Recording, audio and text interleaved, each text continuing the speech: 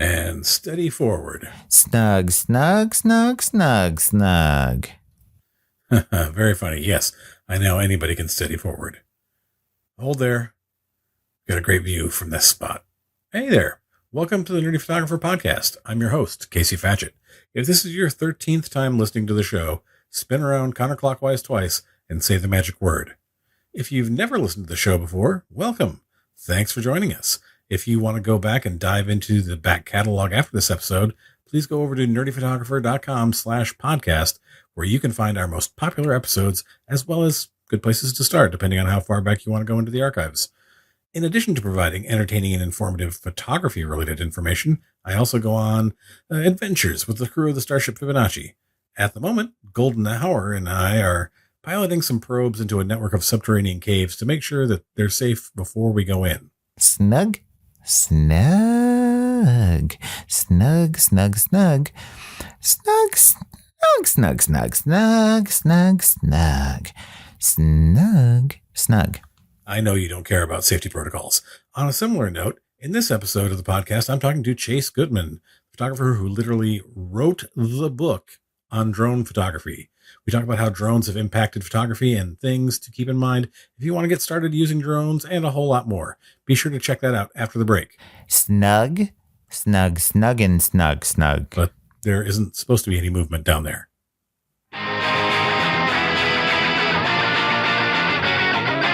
Hey photographers, tired of spending hours culling, editing, and publishing your photos? Narrative does it all for you faster and smarter. With AI photo culling, you can quickly sort through thousands of images to find the best shots. With AI editing, you can customize edits to match your personal style effortlessly. And with publishing made simple, you can share stunning blogs with ease. Save time, stay creative, and let Narrative handle the heavy lifting. When you use the link in the episode notes to try Narrative, you get 10% off and an additional 200 credits for edits. What are you waiting for? Try Narrative today. Visit the link in the episode notes and get started for free.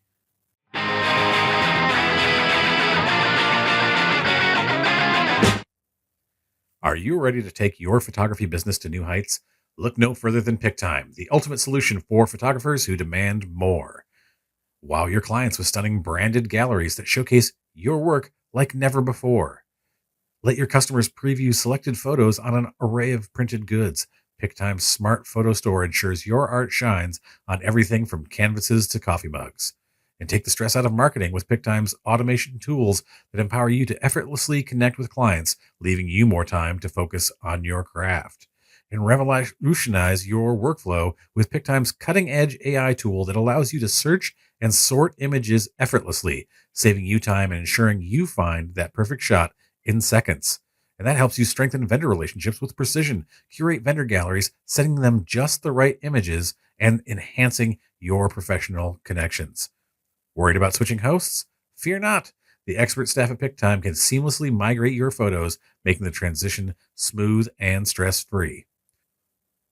So are you ready to transform your photography experience? Visit nerdyphotographer.com/recommends/PicTime today and discover a world where creativity meets efficiency.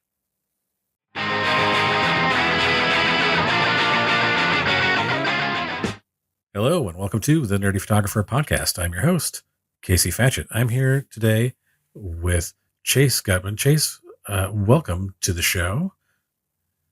Thank you so much. I appreciate you having me.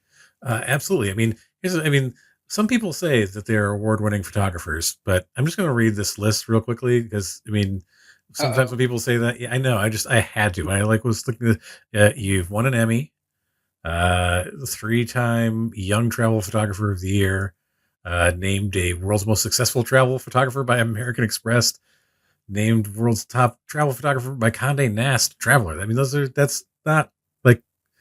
aren't the, I won my local photography group's best portrait of the year or something like that.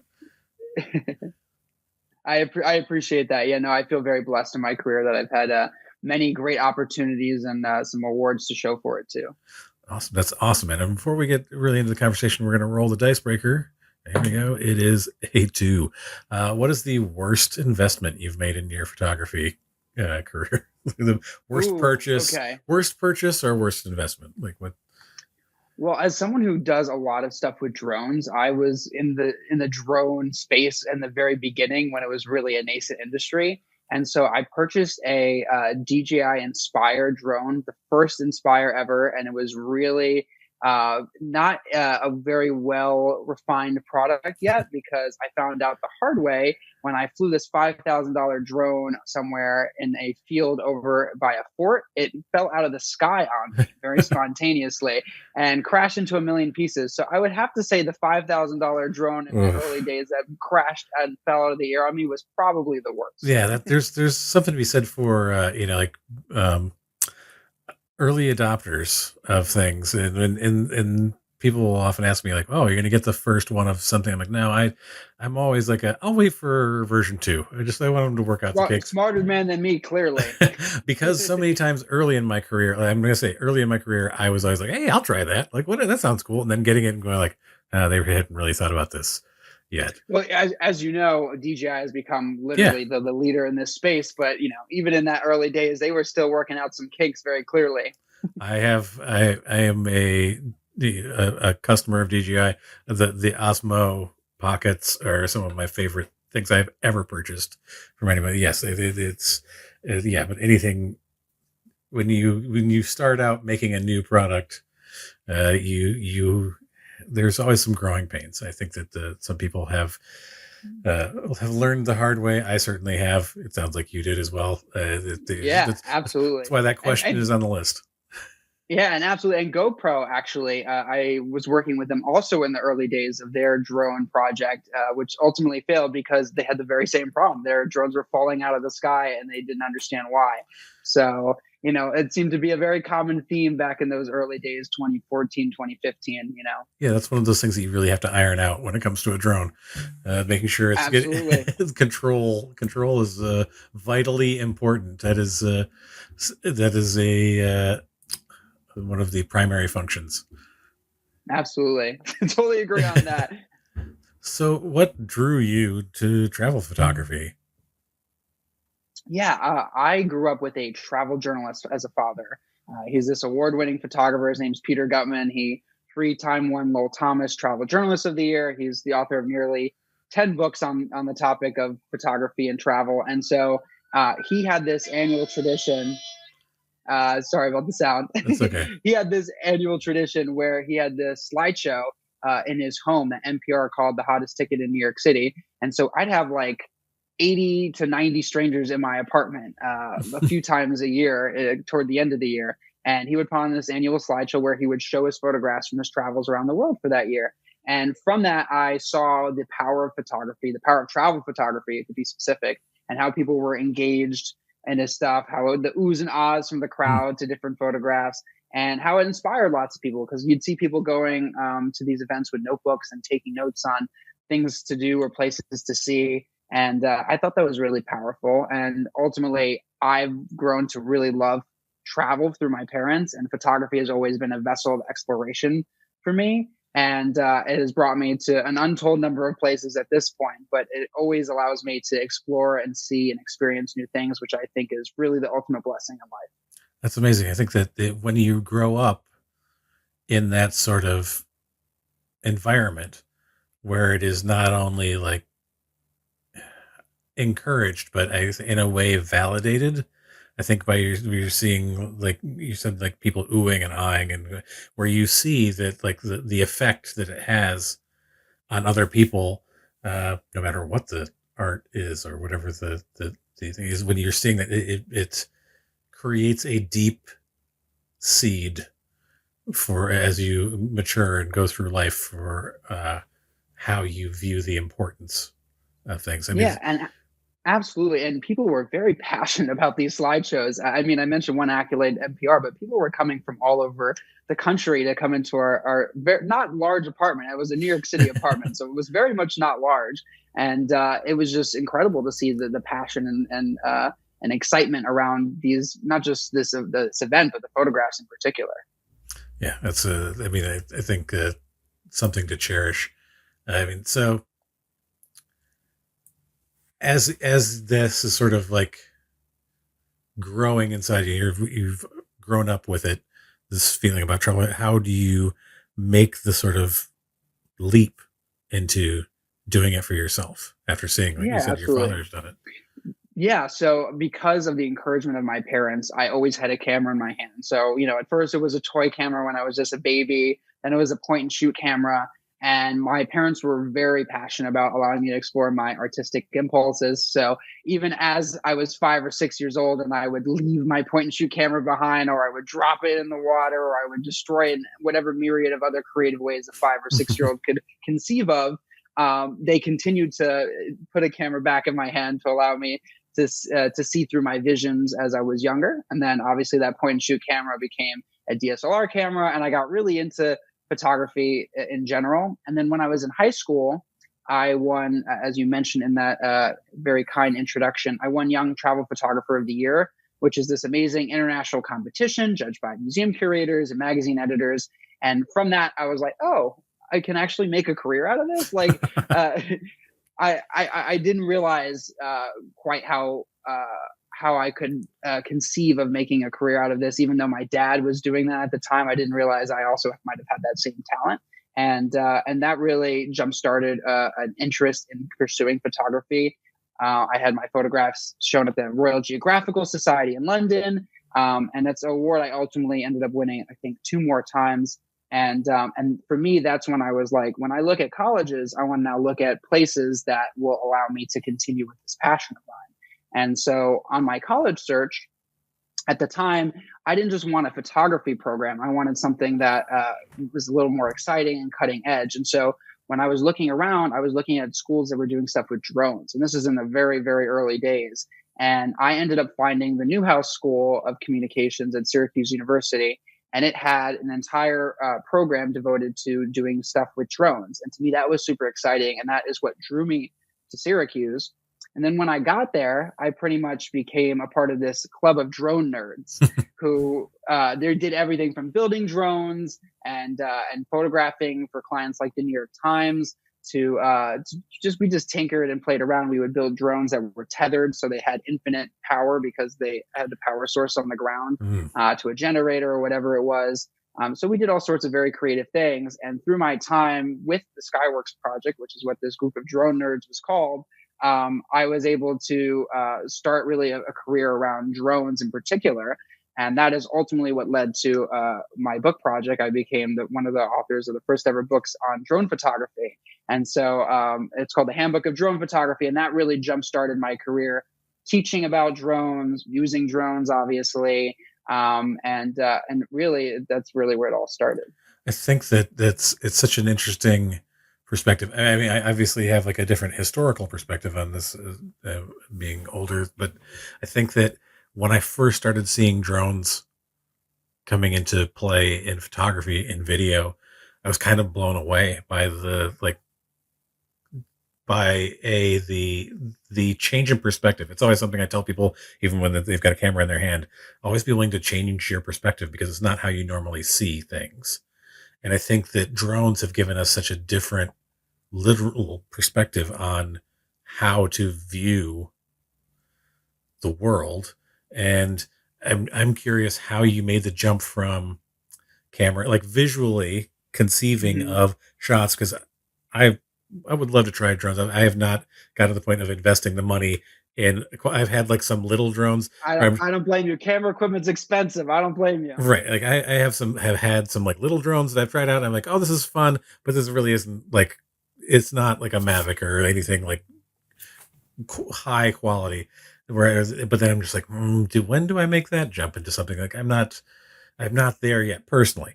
But I love to like the video and the photos, the just being able to choose from all of these different perspectives. So I'm curious uh, how your eye, like people talk about like having the eye for composition or whatever, like how that changes from going from a camera you're holding in your hand to a camera that can be hundreds of feet in the air or like way far away from where you're standing. I think that's a fantastic question. I mean, first of all, I think you nailed it when you said that perspective is really important in photography. I always have encouraged people when I teach photography to think about that changing of perspective, because all of us are used to whatever view or height we stand at, Yeah. or that little standard view where we are right now, and going low or going high or doing anything like that just makes an image more interesting and unique because it's not what we're used to. And for me, drones are the democratization of perspective. And as someone who was always passionate about perspective on the ground, drones became incredibly exciting for me. I always say that drones own the airspace just out of reach of the longest selfie stick and below the skids of the lowest hovering helicopter. They basically go where no other technology can go. And I find that truly liberating in a world where there is millions of photographs uploaded every day across so many social media platforms. And so perspective to me, as you said, is really important, and it really lends itself to amazing stories. It lends itself to new angles, and it lends itself to seeing things you wouldn't see otherwise. And in terms of what you're saying, how does your eye change? It is a bit of a learning curve. I mean, obviously, you're using the same elements of composition and lighting when you're in the air as you are on the ground, but you're seeing things you might not normally see because it's a totally different view. And so you learn to look at Google Maps more when you're scouting a scene because you want to see what the aerial perspective looks like. You learn to look around 360 degrees because you're not using your own head; you're using the camera's head because Right. you're not there with the camera. So these are things that you have to learn over time, and it definitely is a bit of a shift going from the ground to the air. But nonetheless, perspective is what carries the day on both. I think both types of photography, and that truly is what's exciting about drones for me. Yeah, it's just that, like you said, like you see things in a completely different way, and like I think that's one of the things that really draws me in about drone photography is seeing the world. Is I think it's the age old, like man's age old, like question of like being a bird or being able to fly Right. and see that there's just it reaches something that is so deep inside our human experience to want to be able to fly or to be able to like Absolutely. see that way that just has um such an effect on people. What do you Yeah. How do you not find it exciting to be like Yeah. soaring through the air? I mean, obviously you're not there with the camera, but I always find that so fun, and the visual effects, not just through photography but also videography of kind of soaring through the sky, I think is really unmatched. Yeah, I think that even like FPV videos always sort of just Absolutely. like I was pretty good game controller person, but there's just something about like oh, like I am actually flying this drone through, like it's just like the things that people who are at the top of the game can do are really outstanding and are really uh pretty incredible. So for people who are looking again, what do you think some of the biggest challenges are that you face starting out as a drone photographer? Yeah, I mean, the challenges, as you said, are first technical, right? You need to know how to fly a drone. For me, I always recommend people start on what you basically talked about, Casey, a trainer drone, like a Yeah. smaller, for lack of a better term, bullshit drone. You Yeah. don't mind crashing or you don't mind, damaging in some sort of way, just to get a sense of the sticks, how to fly, how to navigate spaces. And then from there, there's always rules and regulations to consider as well. So from those early days of drones, we had a drone that accidentally landed on the White House lawn. We had a Yeah. drone that crashed into the Grand Prismatic Spring in Yellowstone. So because of that, we have all these rules now that we have to follow, and rightfully so. And so these are all things that you have to consider when you are starting out. Staying below 400 feet, staying certain distances from airports, staying clear of national parks. These are all things that you need to consider as well. Battery life is a massive consideration when Ugh. flying with drones. Um, I can't tell you the number of times when the lighting is just so good and you have the right composition and you just want one more video, but that battery, it makes you need to fly back for more. So always carrying extra batteries is really important as well. So there's a lot of considerations from the ethical to the legal to the logistical. So there's a lot of things to think about when you're dealing with drones. Yeah, I think there's some people who unfortunately think like, well, what's the big deal? Like, why, and the considerations, like you said, crashing into the spring of the Yellowstone, or like when during the wildfires in Los Angeles, colliding with one of the tanker planes and damaging that. Like there are things that to yeah, don't be selfish and think of only of like I got to get this shot because I mean what's the big deal with it? Like we have to think of the effect of what if this thing does fall out of the sky or collides with something? If you're putting people in danger, or that's no, like no shot is worth that. Like that's the I think my main thought on that. I absolutely agree. Yeah.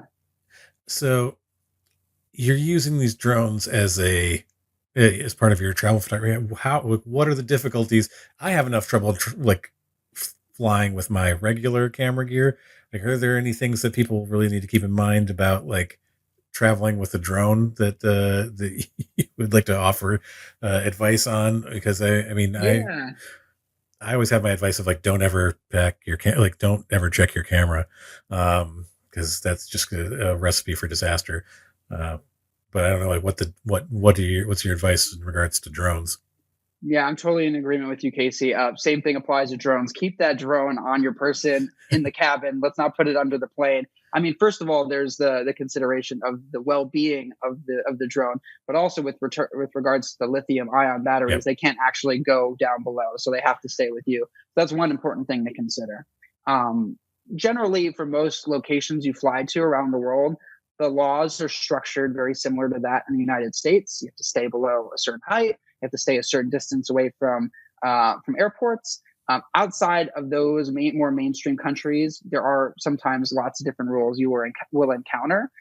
So I always recommend people researching ahead of time the country they're going to, the laws in that country. For example, I didn't bring my drone to Cuba because it is banned there, and I know they are known to confiscate drones. In the UAE, they also take your drone, but it has a short stay rather than a permanent stay when they take it from you. And so there's always different laws to consider for sure. And then there's also the ethical considerations as well, which I think we alluded to, which is, you want to make sure you're respectful of people trying to enjoy nature, which is, why it's not allowed in national parks, among other reasons. Yeah. And always, like you said, not just think selfishly, think about other people around you and try to be considerate. Yeah, I think about wildlife and stuff as well. Like I For have sure. too many videos of people crashing, drones into like where there's because they're trying to get a shot of like I think they're not paying attention to their battery life and realizing they're going to fall out of the sky very soon, and because they're just trying to get that shot. I think it's a I don't know, maybe the balance of letting go of our desire to always get the content, as well as respect for our surroundings, the people and animals within Yeah, us. drones are awe-inspiring tool if used correctly. If not used correctly, you can get yourself into some trouble. So you have to be careful. It's another amazing storytelling tool, but you have to be careful how you use it. Yes, absolutely. So, what do you think the biggest misconceptions that people who don't use drones have about drones? Or what malignments of drone photography do you think are out there that are unwarranted? Yeah, I think a lot of people imagine drones as just this device that has to go immediately to the highest possible spot in the sky. And that's not how I like to use drones. As I kind of mentioned, I think they own this very unique airspace that is beneath where planes and helicopters can go, but above where we can reach with our own hands. And so for me, that's like the sweet spot is like 50 to 150 feet, where you can get a different perspective, but it's not something that a helicopter or a plane could get. Um, in that way, you're also able to layer images more as well, because a lot of people think of the famous look down shot where you Hmm. just point the camera straight down and you get what is ultimately a very cool image if you get some geometry or symmetry or patterns, but it doesn't show much in terms of layering. And Right. so if you shoot across from you, like at a 45-degree angle rather than at the 90-degree angle, you're able to get more of that kind of layering that we're talking about, where you can have that foreground, middle ground, background, and kind of create more of a story. And that's useful in all manner of landscapes and cityscapes or wherever you are using drones. So I think people will often associate drones as going too high and looking straight down. And I'm saying you don't have to do either of those two things. You can go just a little bit above where you might be able to reach, and then also just change your angle a little bit as well. Yeah, I think that the most. I mean, what I agree with you. Like the straight down shot, I think is you really have to know what your composition is going to be, and that composition becomes like super important. Otherwise, it just becomes like, well, why are we looking at it from this perspective? And having like whatever symmetry lines, whatever is happening there. But yeah, the shots that I always think of these. I refer to them as just over the cliff shots of people take, where you're getting like whether it's a gorge or the ocean or something below, and you're getting that the cliff, the forest or whatever vegetation, and then there's something off in the background, whether it be a castle or a mountain or trees or whatever it is. Like you're saying, the layering of it and being able to see it from a way that we are so unused to seeing things. And like you said, it doesn't have to be that high. That could be a 30, 50 foot, you know, up in the air that you can get that shot from, but you are so there's no way you're going to get there because there isn't a mountain there or a ledge or something. You always see when my wife and I go driving, she always points out, "Oh, scenic overlook coming." Like in That's always trouble for a photographer. It Yeah, doesn't matter what kind of photography you do. yeah. I was like, "Oh, well, I'm gonna stop," because you got to check out. It is pretty scenic. But the ability to create your own scenic overlook pretty much wherever you go, or most places you go, with your whatever limitations. But like being able to create that sort of perspective, as we said before, um, is is incredibly intriguing to me, and I'm sure like for someone who's active with it, very very rewarding and satisfying to be able to find all of those angles and just be able to like play with that and you know like you said, layer it up. But how deep can I go in this composition? Yeah, absolutely. I mean, as you said, there's like an infinite number of configurations and angles to experiment with or to test out. And because we're not limited by our own physical abilities, right? We can bring it any which way. We can tinker with height. We can tinker with angle. We can tinker with pitch and yaw. There's all sorts of different ways and axes in which you can play with the drone. And that is just an infinite number of possibilities. Yeah, I think that that's yeah, that we tend to get stuck.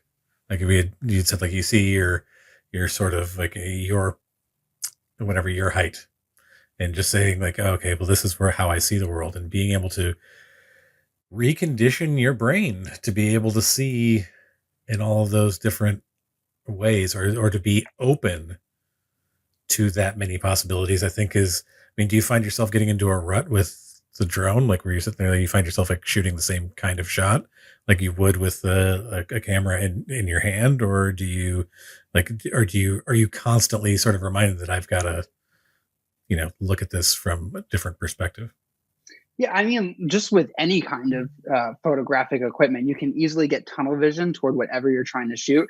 And so, as I was mentioning before, making sure you kind of do that 360-degree look around, that certainly applies to a drone too, because you're not physically there. You have to use that tool to look around and see all the different things that you can see all the different opportunities that present itself within the scene.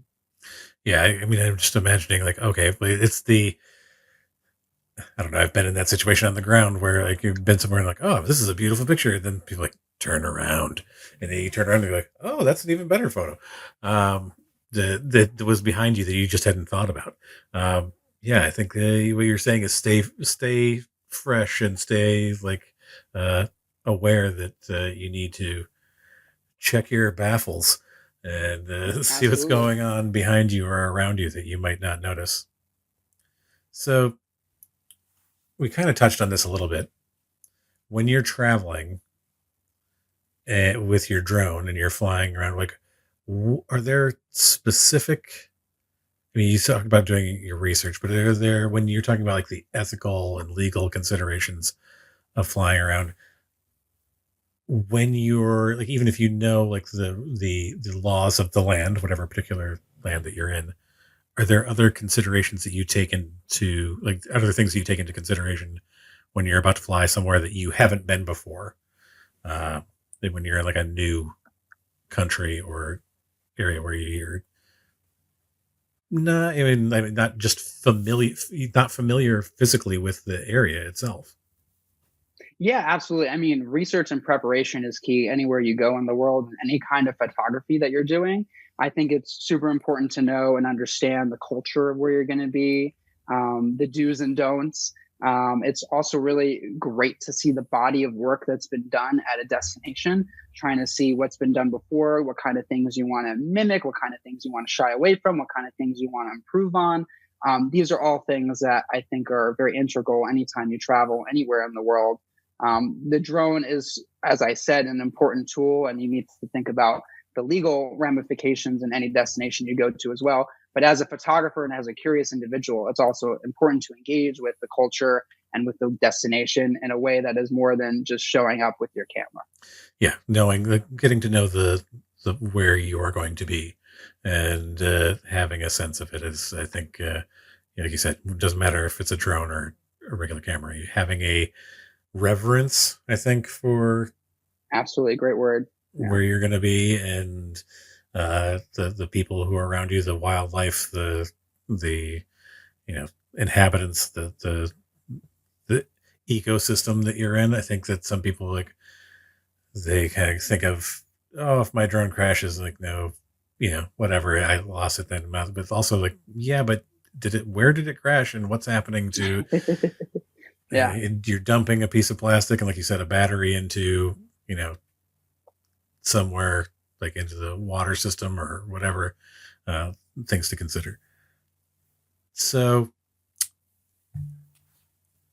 I'm curious, since you've been using the drones for a while, what do you do to keep your enthusiasm level up for this? Because I'm guessing that there is, as with anything, a you can find yourself in a rut hmm creatively, or just like in, like, how you approach things. You can get into, it's very easy to get into patterns and just doing the same sorts of things. What sort of, are there exercises that you do? I mean, like, things that you, when you're approaching a shoot, and going like, okay, I'm going to do these things specifically, or just a mindset that you get into to, like, help open yourself up to, like, the new experience, or to, like, yeah. approach it from a fresh perspective, as opposed to, this is the way I've done it before.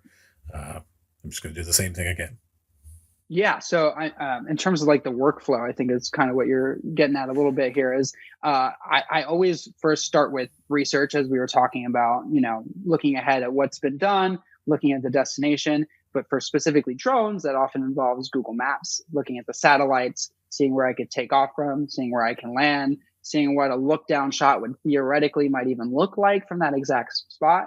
And then also seeing where nearby mountains are, seeing what could appear in the background, using the classic landscape photography tools that a lot of people use to look at lighting, where the sun will be in the sky, when blue hour is going to be in effect.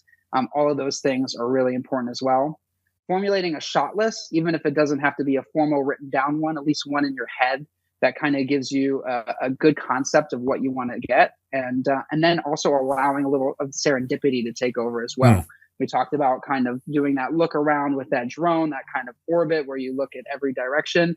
If there's something that is more awe-inspiring or exciting, go pursue it. Go chase it with your drone. And thankfully, you don't have to physically do that. And that's what the beauty of the drone is in some ways as well. So those are different ways that I approach it. But to me, I anything, as you said, can get boring after a while. But for me, drones and travel are kind of married, and travel has always been very exciting to me. And just the ability to explore the world and cultivate a wide variety of experiences is, to me, ultimately the meaning of life. And so drones and photography in general has allowed me to do that. And so long as I'm traveling, it's hard for me to get too much in a rut. At home, that's a different story. Yeah, yeah. So, I mean, I guess another question here is, like, where do you see the future of drone photography going Yeah, where do you Yeah, see like the what are like the immediate future and as well as like maybe long term future of drones? Yeah, I mean, drones are changing so very quickly. That book that I wrote all the way back in 2016, 2017 now is so outdated. Not a single model there is now still available on shelves. They've been replaced multiple iterations over. So the technology is changing very quickly. And obviously that means things are getting smaller and lighter. The camera is getting better and higher quality. The sound is getting a little less annoying. The battery is lasting longer. So there's a lot of exciting technological things. In terms of uses as well, I think people are conceiving of all sorts of interesting ways to use drones, even outside of photography. I've seen so many fascinating use cases just in industrial and commercial realms as well. But in terms of photography, people are doing great stuff with time lapses. FPV was a great thing that you mentioned as well. I've seen people use drones to light an area for Yeah. landscape photography, which I think is really cool.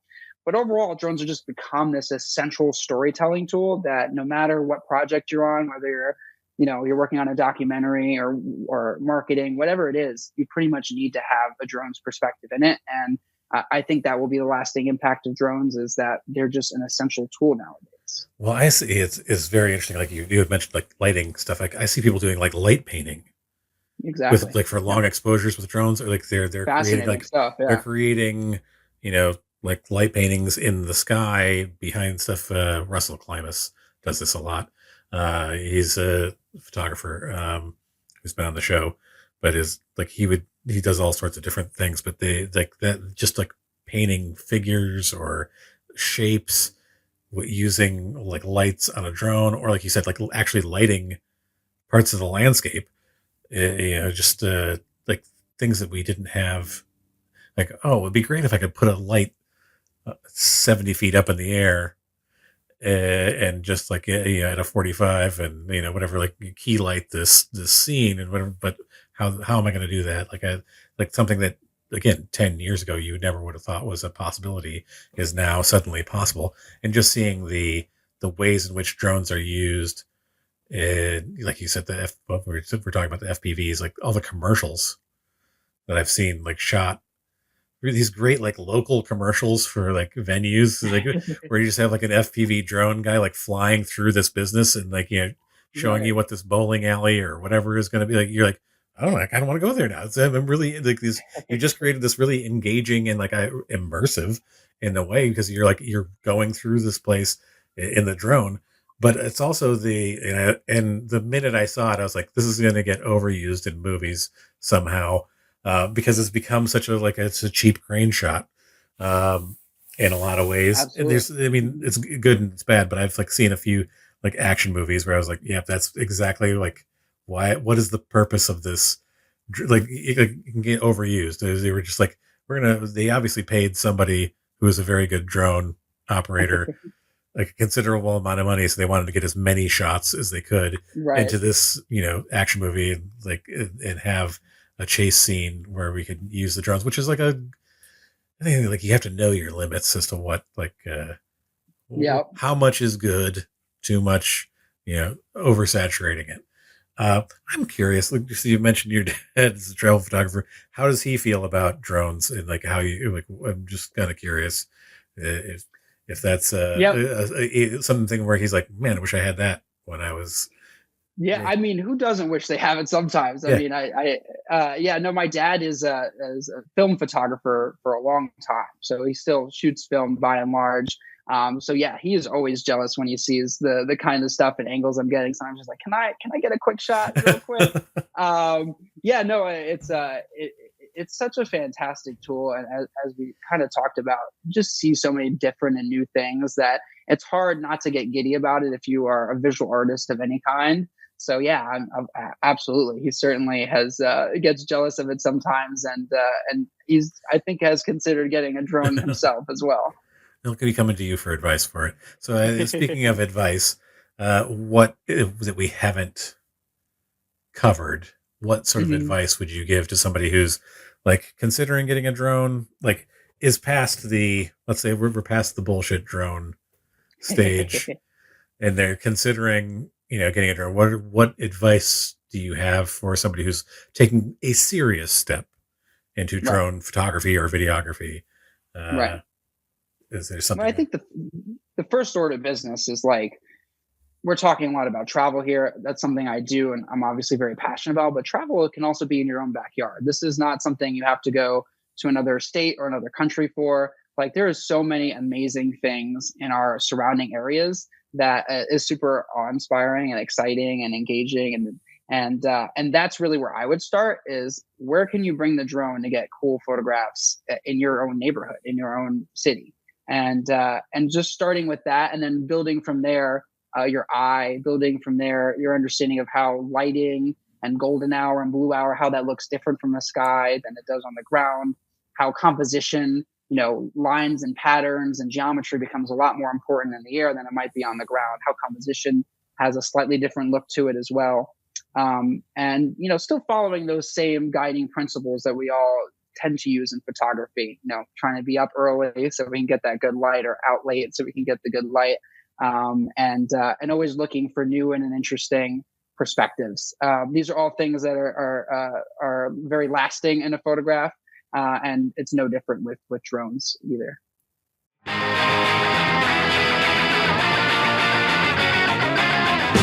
Photographers, are you ready to edit smarter, not harder?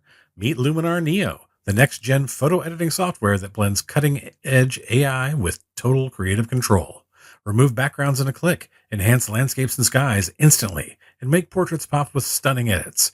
Luminar Neo's intuitive interface and advanced tools like layers, masking, and local adjustments make editing fast, fun, and seriously powerful.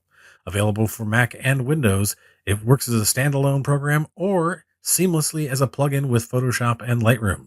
Ready to bring your vision to life? Try Luminar Neo today by going to nerdyphotographer.com/recommends/Luminar and edit like never before. You can find that link in the episode notes. Just use our link and the code NERDYPHOTO to save $10 off your purchase or subscription at checkout. That's NERDYPHOTO. Go to the link in the episode notes.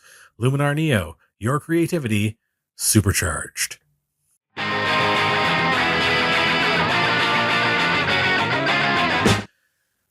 Are you ready to take your website design to the next level?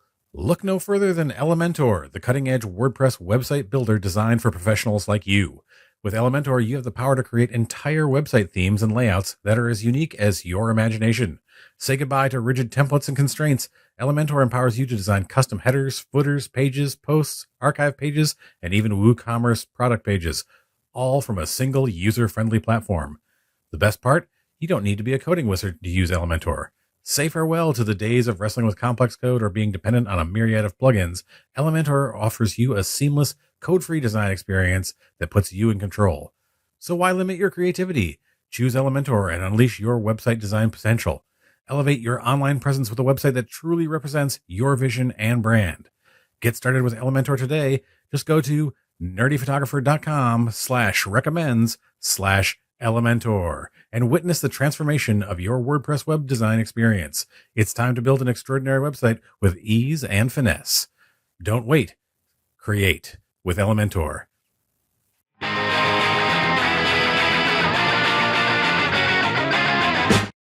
Hey, hey, hey! And now for my favorite part of the show. What's that say? Useless information. Ugh, this is always death. Chase, true or false? Norway once knighted a penguin. Ooh, I hope it's true, because that's fantastic if it is. It is true. In 2008, King Harald V of Norway approved knighthood for Sir Nils Olav, a penguin from the Edinburgh Zoo in Scotland that was adopted by a Norwegian military unit.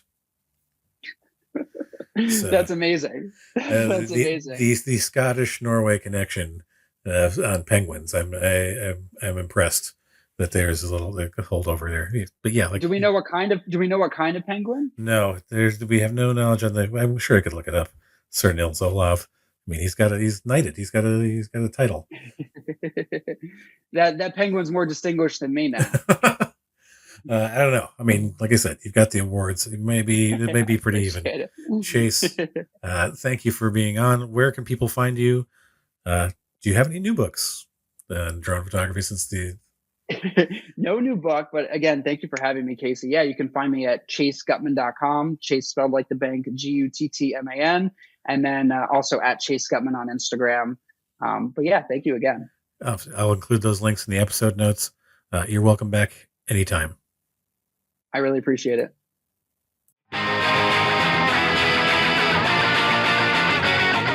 Welcome back. I want to thank Chase Guttman for coming on the show and talking drones with us. You can find Chase's links in the episode notes. And while you're clicking on links, be sure to subscribe to this show. Leave a review. Why? Because they help new listeners find this podcast. And follow along with the Nerdy Photographer on social media. At The Nerdy Photo. That's at The Nerdy Photo. No dots, underscores, or dashes on Instagram, Blue Sky, Threads, TikTok, and Reddit. You don't want to miss out on the discussions and shenanigans between episodes, because if we shenan once, we will shenan again. Snug! Is it headed this way? Snug! Roll them up. Until next time, everybody, stay safe and stay nerdy.